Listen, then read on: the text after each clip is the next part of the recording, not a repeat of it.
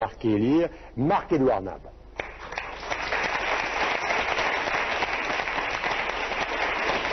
Marc-Édouard, vous le connaissez depuis des années, non seulement parce qu'il a publié de très nombreux textes, mais aussi un journal. Alors d'abord, bonsoir Marc-Édouard.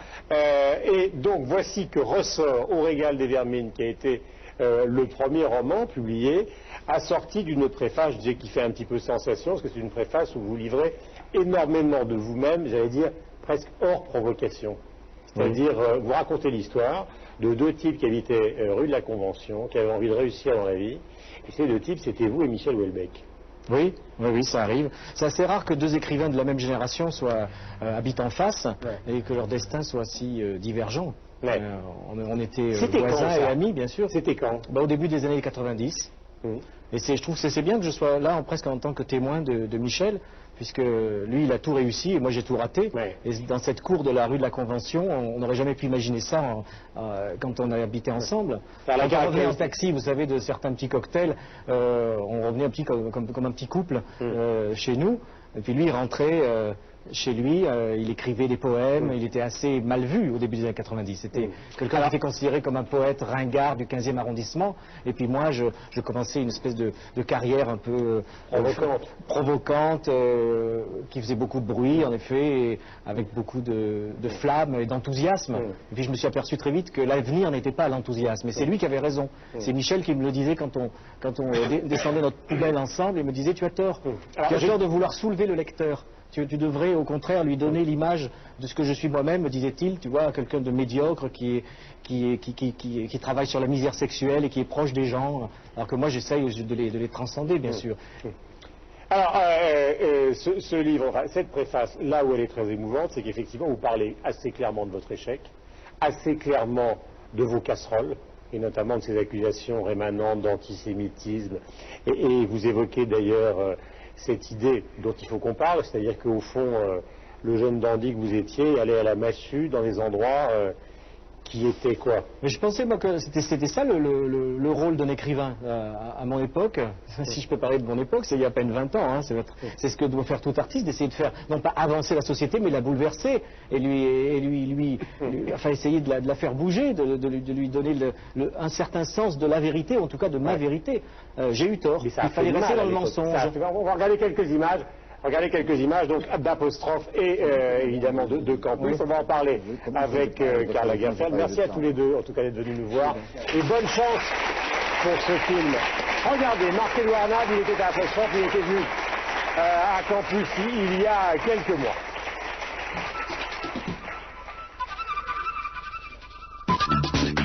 Quand les médias voient en Marc-Édouard Nab un sulfureux, un provocateur, lui se décrit comme un loser. Après 20 ans d'écriture, il se raconte dans la réédition de son premier livre qui créa le scandale. J'ai pas fait scandale avec mon livre, j'ai fait scandale par le passage à la télévision. Donc c'est ça qui est intéressant, c'est-à-dire que moi, on va dire mon martyr et ma croix, c'est une émission d'apostrophe. Alors c'est ça ça donne encore un sens à ce que peut être aujourd'hui un artiste, c'est-à-dire qu'il peut être totalement éclaboussé et sacrifié pour un passage à la télévision qui dure quelques minutes. Tous les matins, je me shoote avec mon Mont Blanc rempli de haine. Dès qu'on prononce le mot juif, il y a un joug terrible, on ne peut plus dire ce mot sans que tout le monde vous tombe sous le dos, sans que tout le monde essaie de vous faire passer pour un hitlérien simplement. Je vomis la terre entière dans ce livre, il n'y a pas de raison que les juifs soient exclus de ma gerbe d'or, c'est ça que je dis. Après cette prestation, son nom se muta en gros mots, Nab devint le Nabo. Il publie pourtant 27 autres textes. Au fur et à mesure, il laisse de côté son discours haineux pour laisser apparaître une sensibilité certaine à toute forme d'art. Problème, le public ne le suit pas. On va dire, pour aller très vite, tous les anti-héros, ceux qui ont une stratégie de l'échec, comme d'ailleurs Che Guevara, donc de Cyrano de Bergerac à Ben Laden en passant par Che Guevara, sont mes frères. Voilà, c'est ça qu'il faut savoir. Adieu les beautés de la vie à foison, fini la littérature, les femmes, la joie, le jazz, qui est une grande passion familiale avec votre père qu'on connaît, qui a été saxophoniste de jazz pendant des années et qui l'est encore, je crois qu'il a 82 ans. J'arrête de chanter les solos de Sonny Rollins et puis je vais un peu plus loin, c'est trop tard, tant pis pour moi, tout est trop tard, mieux vaut jamais que trop tard. Alors, Christine Angot tout à l'heure, on va parler de la situation de l'écrivain aujourd'hui, mais pourquoi ça a tourné comme ça? C'est à vous de le dire. C'est vous qui êtes responsable, vous, pas seulement vous. À force de ne pas relayer mes livres, ils ne se vendent pas, bien sûr, les libraires ne les font pas découvrir au lecteur. Le lecteur ne les connaît pas. Par exemple, aujourd'hui, c'est très difficile pour un jeune homme de 20 ans ou même de 30 ans de me connaître. Il a plus de chances de me rencontrer en vrai que de me voir ou à la télévision ou dans les rayons des librairies. Et vous y avez quand même, vous-même, vous dites dans cette préface... C'est le métier des journalistes et des critiques, non pas d'encenser les livres. Non, mais ils vous connaissent, les journalistes. Je n'ai jamais recherché la reconnaissance. Ça, je m'en fous complètement. J'ai assez eu d'exemples derrière moi, parmi les jazzmen, justement, que vous évoquiez, pour savoir, et les peintres aussi, pour savoir que ça n'a aucune importance. Je voudrais seulement qu'on signale quand un de mes livres paraît. C'est quand même... Je croyais que c'était le minimum dans une société de communication. Eh bien, ça n'a pas lieu. J'ai besoin maintenant de signaler sur mon site internet quand un livre de moi paraît, vous voyez, parce qu'il n'y a aucun article. Mais prenez l'exemple de celui-là. Prenez l'exemple de celui-là. Il n'y a rien dans la presse. Oui. Il n'y a rien dans la télévision. Vous-même, à force d'annuler ou de reporter des émissions de semaine en semaine, je suis très ravi d'être là. Mais vous comprenez que le système est fait depuis 200 ans pour que justement toute parole libre soit empêchée. Alors, revenons, puisque vous-même vous l'évoquez, cette casserole qu'on a vue, on ne va pas parler de ça pendant 2 ans, mais est-ce que vous la regrettez profondément aujourd'hui? Est-ce que c'était simplement une attitude de dandy qui voulait mettre une sorte de bombe dans le milieu littéraire, ou est-ce qu'il y a un fond de vérité qui forcément j'avais juste malaise aujourd'hui? Non, mais j'avais juste un peu d'avance aujourd'hui. À en croire les médias, tout le monde est antisémite. Ça a commencé avec l'abbé Pierre, et puis Mitterrand. Dernièrement, vous avez eu Chavez. Vous avez vu Chavez, et puis après les journalistes se sont excusés. Demain, ça sera, je sais, n'importe quoi. E.T. Pourquoi pas E.T. Pour faire payer à Spielberg son Munich, on va accuser E.T. d'antisémitisme. Ou vous, Guillaume Durand, antisémite, demain. Comment vous allez vous débrouiller avec ça? Non, mais la question ne se pose pas pour moi. Oui, voilà. Oui, mais c'est pareil. C'est à partir du moment où j'étais un célinien invétéré et qu'à 25 ans, je suis venu exprimer ma flamme célinienne, évidemment, ça pouvait que mal tourner dans la société des années 80. Mais vous le saviez. Mais ce n'est pas à moi de savoir quels vont être les effets de ce que je dis. C'est à la société d'accepter ou de ne pas accepter ce que j'ai à dire. Et actuellement, elle prouve qu'elle n'a accepté en rien ce que j'ai eu à dire pendant 20 ans. Pourquoi ils ont accepté Houellebecq? Ils lui ont fait un succès considérable, et pourquoi ils vous rejettent? À votre avis?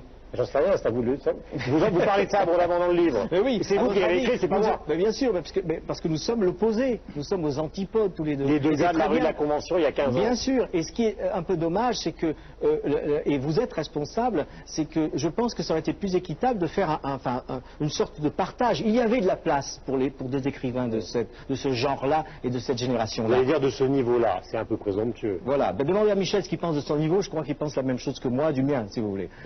À un moment donné, on peut faire le tri sur ce qui se passe dans la littérature, dans l'histoire littéraire. Vous avez vu, Karl, j'ai commencé parce qu'il a eu la gentillesse de me l'envoyer, et j'ai commencé, j'étais très intrigué par le ton justement de son livre, mais les collections m'ont empêché un peu de lire, parce que là, il y a 3 jours de suite, je me suis couché à 4 heures du matin, et dans ce cas-là, on ne fait pas beaucoup de pages. Bien sûr, mais je préférerais venir voir vos collections d'ailleurs que d'attendre chez moi le miracle d'une émission ou simplement d'un signalement dans la presse que mon livre existe. Parce que n'oublions pas que ce livre-là a été épuisé dès le lendemain de sa sortie.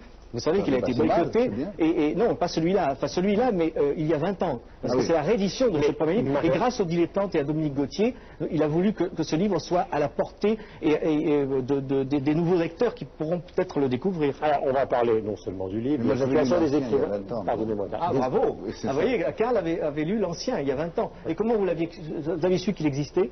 Oui, c'est un peu loin dans le temps pour que je vous donne une réponse précise, mais je me souviens très bien du ton et de ce que ça avait provoqué à l'époque et tout ça.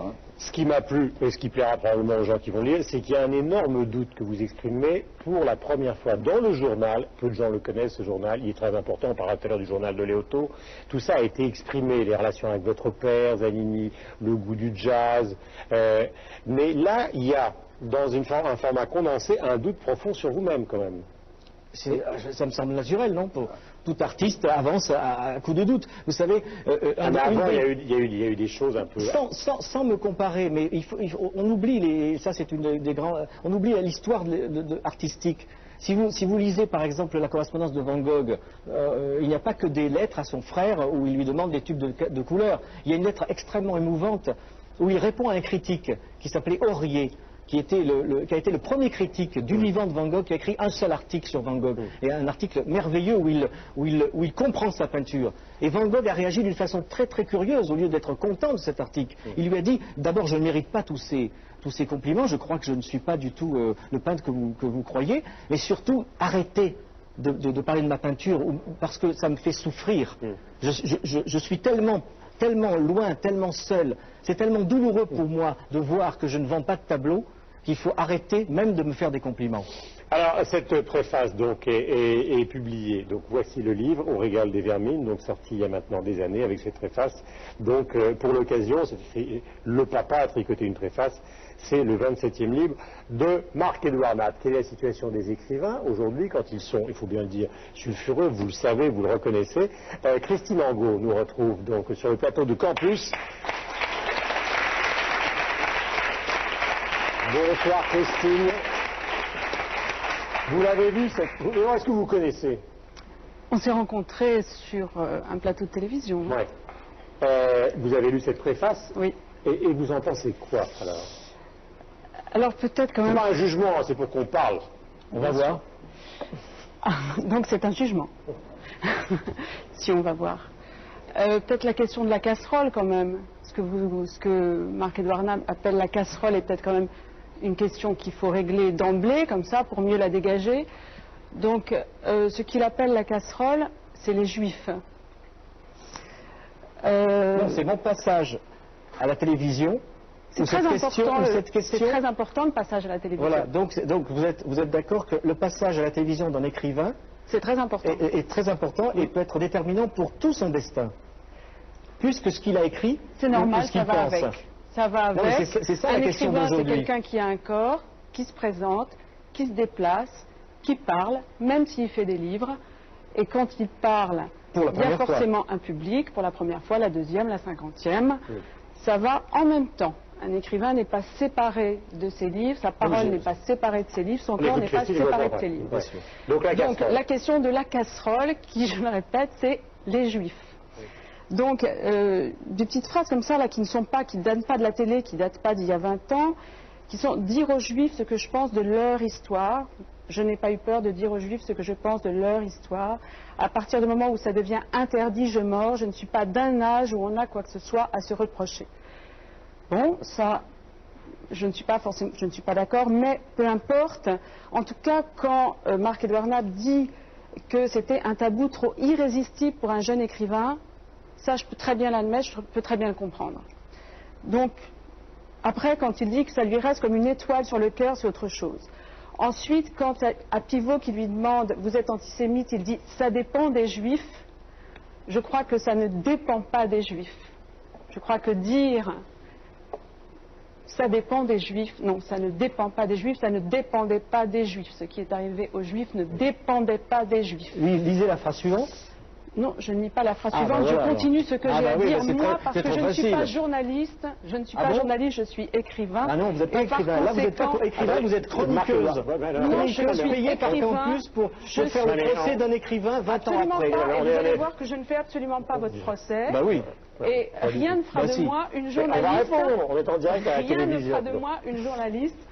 En revanche, quand j'entends énormément parler, alors maintenant, Guillaume Durand me demande effectivement comment je réagis à la lecture de la préface. Je l'ai trouvée plutôt émouvante, etc. Maintenant, je ne suis pas là pour dire si j'ai été émue ou pas émue.